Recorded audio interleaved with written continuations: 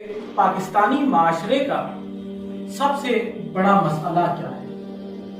ये मौजू एक ऐसा मौजू है जो कोई आम मौजू नहीं है, इसकी संगीनी बहुत ज्यादा है। सबसे पहले अगर जब हम माशरे की बात करते हैं तो माशरा क्या होता है, एक मुल्क क्या होता है, उसकी तशकील क्या होती है, इससे जरा हम आगाज करते हैं। एक माशरा या एक मुल्क उसको कहते हैं जब एक जुग्राफियाई हदूद के अंदर या फिर बॉर्डर्स के अंदर एक कौम बसती हो, उस कौम की एक शनाख्त हो। इसकी सारी मिसाल ये है कि ये इलाका जिसमें हम रहते हैं ये तो हमारे पास सन 47 से पहले भी था, लेकिन जब 47 के बाद एक कौम इकट्ठी हुई, उसने कहा कि हमारी ये शनाख्त है, हम पाकिस्तानी लोग हैं, हम पाकिस्तानी कौम है और ये पाक लोगों की रहने की जगह है, यानी ये पाकिस्तान है तो ये मुल्क पर। तो साबित ये हुआ कि मुल्क का बजाते खुद कोई वजूद है ही नहीं, कौम है तो मुल्क है। दरअसल कौम ही मुल्क है और कौम कौन है? लोग हैं। इसका मतलब ये हुआ कि जब हम बात करते हैं कि पाकिस्तान का मसला है तो मसला पाकिस्तान में नहीं, पाकिस्तान की अवाम में। तो पाकिस्तान की अवाम का सबसे बड़ा मसला कौन सा है? हमारे माशरे का बड़ा मसला करप्शन नहीं है, लाकानूनियत नहीं है, कमजोर सियासी निजाम नहीं है। हमारे माशरे का सबसे बड़ा मसला तरबियत का फुकदान।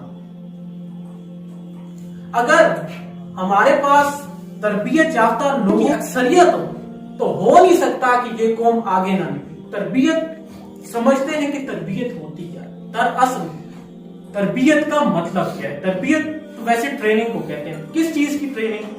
यानी वो अमल जिसमें कौम के अफराद तैयार किए जाएं, किस लिए? ताकि वो अपनी जिंदगी तरतीब से गुजार सके। अगर हम अपने माशरे के लोगों को तरतीब से जिंदगी गुजारने का सलीका सिखा दें, उनको अगर कामयाब जिंदगी का गुर आता हो, उनको खुश रहने का सलीका आता हो, तो वो तरबियत याफ्ता अफराद कहलाएंगे। तो तरबियत के सोर्सेस क्या हैं, तरबियत के जराए क्या हैं, तरबियत आती कहां से है? तो इस पे जरा सा बात करते हैं। तरबियत का सबसे पहला जरिया घर है। घर में सबसे पहले वालिदैन है। वालिदैन का रुतबा बड़ा क्यों है, उनका मकाम बुलंद क्यों है? वो इसलिए है क्योंकि उनकी जिम्मेदारी बड़ी है। और याद रखिए, दुनिया का ये कानून है कि जिसका मकाम जितना ज्यादा बड़ा है सर, उसकी जिम्मेदारी उतनी ही ज्यादा है। इस्लाम कहता है कि नबी पाक सल्लल्लाहु अलैहि वसल्लम का मकाम सबसे बुलंद है। क्यों है? क्योंकि उनके पास एक उम्मत की जिम्मेदारी है। फिर वालिदैन का मकाम है, उनके पास एक पूरी शख्सियत की जिम्मेदारी है, एक पूरे घर की जिम्मेदारी है। तो जितनी बड़ी जिम्मेदारी होगी उतना बड़ा मकाम होगा। अब वालिदैन की जिम्मेदारी क्या थी? तरबियत करना, सिखाना, इंसान साजी करना, ज़हन साजी करना, ये काम था वालिदैन का। और वालिदैन ने इस काम को बतरीके ऐसा हमारे माशरे में शायद अदा नहीं किया। वालिदैन का तरबियत करना इस कदर जरूरी था इस माशरे की तामीर के लिए कि हम शायद सोच नहीं सकते, क्योंकि पहला सोर्स सीखने का वो घर है, वालिदैन है। बच्चा आंख खोलता है, माँ की गोद में होता है, इर्द गिर्द के माहौल में सारा कुछ ऑब्जर्व कर रहा होता है और बच्चा कीन ऑब्जर्वर होता है। जो कुछ उसको सिखाया जाता है, दिखाया जाता है, वो अपने अंदर फोटोस्टेट कर लेता है, वो अपने अंदर उतार लेता है, अपने अंदर समो लेता है। तो वालिदैन कौन सी छोटी छोटी सी कोताहियां करते हैं जिनकी वजह से उनको पता भी नहीं चलता। हालांकि कोई वालिदैन ये कतई तौर पर नहीं चाहता कि उनका बच्चा नाकाम हो। तो पहली गलती वो ये करते हैं कि वो इस बात का इदराक ही नहीं करते कि उनका बच्चा उन्हीं से सीख रहा है। यानी जो कुछ वो कर रहे हैं, चाहते ना चाहते वो उनके बच्चे में ट्रांसफर हो रहा है। वो जो कुछ देख रहा है वो उनको सच बोलता देख रहा है, वो उनको ज़िम्मेदारी करते देख रहा है, वो उनको कोई अच्छा काम करते देख रहा है या फिर उनको कोई अच्छी नेकी करते देख रहा है। तो वो बच्चा भी वैसा ही होगा जैसा वो देखेगा। लेकिन हमारे वालिदैन क्या करते हैं, 5-10 मिनट का रोज एक लेक्चर सुना के लिए समझते हैं कि फर्ज अदा हो गया, लेकिन फर्ज अदा नहीं हुआ होता। दूसरी बड़ी कोताही वो ये करते हैं कि वो इस बात का कतई तौर पर ख्याल नहीं करते कि हमारा बच्चा किस माहौल में बड़ा हो रहा है। अगर वो माहौल का ख्याल करें तो यकीनन उनका बच्चा बहुत आगे जा सकता है। اس نے پتہ نہیں اپنے ماحول سے کیا سیکھ لیا ہے. اس نے کوئی اچھی بات سیکھی ہے یا کوئی بری بات سیکھی ہے. اگر اس نے کوئی اچھی بات سیکھی ہے تو پھر تو ٹھیک ہے, اگر بری بات سیکھی ہے تو آپ کو پتہ بھی نہیں چلے گا اس نے اپنے ماحول سے کیا سیکھا. تیسری بڑی کوتاہی یہ کرتے ہیں کہ ہمارے والدین ہمیں رشتے نبھانا, ذمہ داریاں نبھانا سکھاتے ہی نہیں. ہمارے والدین ہمیں یہ نہیں سکھاتے کہ اچھا بھائی کیسے بنا جاتا ہے, اچھا بیٹا کیسے بنا جاتا ہے, اچھی بیٹی کیسے بنی جاتی ہے, اچھی ماں کیسی ہوتی ہے, اچھی بیوی کون ہوتی ہے. یہ معاشرے میں کس کی ذمہ داری تھی؟ والدین کی ذمہ داری تھی, نہیں کرائی تو بھائی. تو چوتھا بڑا المیہ جو والدین نہیں کرتے, میں سب کی بات نہیں کرتا لیکن اکثر نہیں کرتے, وہ اپنے بچے کو اسلام سے دور رکھ دیتے ہیں. اسلام سے دور رکھیں گے, اللہ کی شناسائی نہیں ہوگی بچے کے پاس, اللہ نہیں ہوگا تو پھر ایک مسلمان کے لیے اللہ کے بغیر سروائیو کرنا تھا بالکل کوئی آسان بات نہیں. یہ پہلا پلر تھا. دوسرا پلر سکول آتا ہے.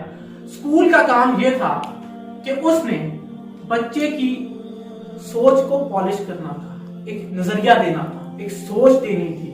ایک وہ جو بچہ ان کے پاس گھر سے تیار ہوا آیا تھا اس کو ماڈرن زمانے کے مطابق ڈھالنا تھا تاکہ وہ اس ماڈرن زمانے کے اندر مقابلہ کر سکے. وہ کام سکول نے نہیں کیا. سکول ڈگریوں کے پیچھے لگ گیا اور تعلیم کے ساتھ لفظ تربیت اڑ گیا اور تعلیم کی اصل تعریف بھی تبدیل کر دی ہے. تعلیم کو صرف ڈگریوں تک رکھا گیا. کوئی ٹیچر, بہت کم ٹیچر زندگی میں ایسے ملتے ہیں جو ہمیں زندگی کی کتاب پڑھاتے ہیں. ہم ساری کورس کی کتابیں پڑھتے, ہم زندگی کی کتاب کو ہاتھ نہیں لگاتے. ہمیں کبھی کوئی یہ نہیں بتاتا کہ ہماری سکسیس میں آئی کیو کا رول صرف 20% ہے, باقی چیزیں اور کمپیٹنسیز ہیں اور ٹیلنٹس ہیں. صرف 20% آئی کیو پہ ہم اتنا فوکس کر لیتے ہیں تو ہم کیا کرتے ہیں, ہم کامیاب پروفیشنل تو بن جاتے ہیں لیکن ہماری زندگی کامیاب زندگی کہلانے کے لائق ہی نہیں ہوتی. ہم معاشرے پر بوجھ بنے بیٹھے ہوتے ہیں, ہم معاشرے کے لیے کوئی سروس نہیں دے سکتے, ہمارے پاس کوئی ویژن, کوئی پیشن نہیں ہوتا, ہماری کوئی منزل نہیں ہوتی, ہمارے پاس کچھ کرنے کا جذبہ نہیں ہوتا, ہمارے پاس ملک کی خدمت کرنے کے لیے کوئی وجہ ہی نہیں. تو یہ کس نے دینا تھا؟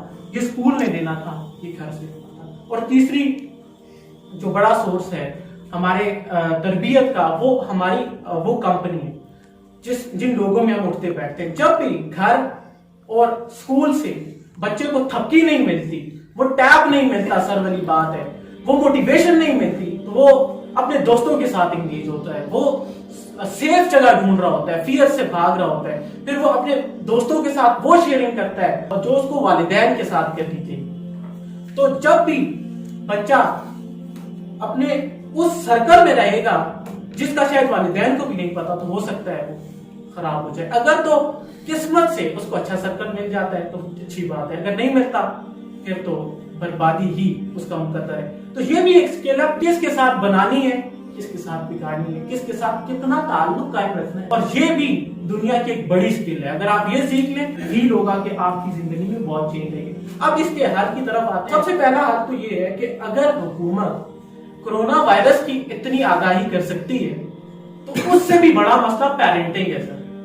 تو پیرنٹنگ کی آگاہی کیوں نہیں ہو رہی, ہم کیوں نہیں میڈیا کو استعمال کر رہے, ہمارے نیشنل ٹی وی پہ یا اوور آل کیوں نہیں پیرنٹنگ کو امپروو کرنے کے لیے ڈرامے چلتے, ہمارے ایڈس کیوں نہیں پیرنٹنگ کو سپورٹ کرتے, ہمارے یہاں لوکل گورنمنٹ لوکل لیول پہ کیوں نہیں پیرنٹنگ کے لیے کام کیا جاتا, کیوں نہیں والدین کو تربیت دی جاتی کہ وہ اپنے بچے کو اچھی تربیت دیں, کیوں نہیں ایک گیسٹ اسپیکرز کو بلایا جاتا, ایکسپرٹس کو بلایا جاتا اور والدین کو وہ ٹریننگ دی جائے کہ وہ اپنے بچوں کو اچھی تربیت دیں. ایسا کیوں نہیں, ہم کیوں کن کاموں پہ اپنے پیسے خرچ کر رہے ہیں. اگر یہ مسئلہ حل ہو جائے تو اوپر کے سارے مسئلے حل ہو جائیں گے, کیونکہ ہمارے جس بھی ڈپارٹمنٹ پہ جائے تو لوگ ہی بیٹھے نا, ہمارے جیسے ہی ہماری قوم کے ہمارے ہی بھائی بیٹھے ہیں. اگر ان کی اچھی تربیت ہوگی تو ہمارے پاس ایک اچھی قوم آئے گی. اس کے بعد ہمیں اپنے کورسز کے اندر نبی پاک صلی اللہ علیہ وسلم کی سیرت کو ڈالنا بہت ضروری ہے. یہ چھوٹے چھوٹے سٹیپس ہیں. اگر اویئرنیس کے بعد ہم نے کورس کے لیول پر اگر یہ کلچر پروموٹ کرنا شروع کر دیا تو کل یقین کریں کہ ہمارے پاس وہ قوم ہوگی جس کو ہم کھڑے ہو کے دیکھیں گے تو وہ دنیا سے بھی بہت آگے چلے گی.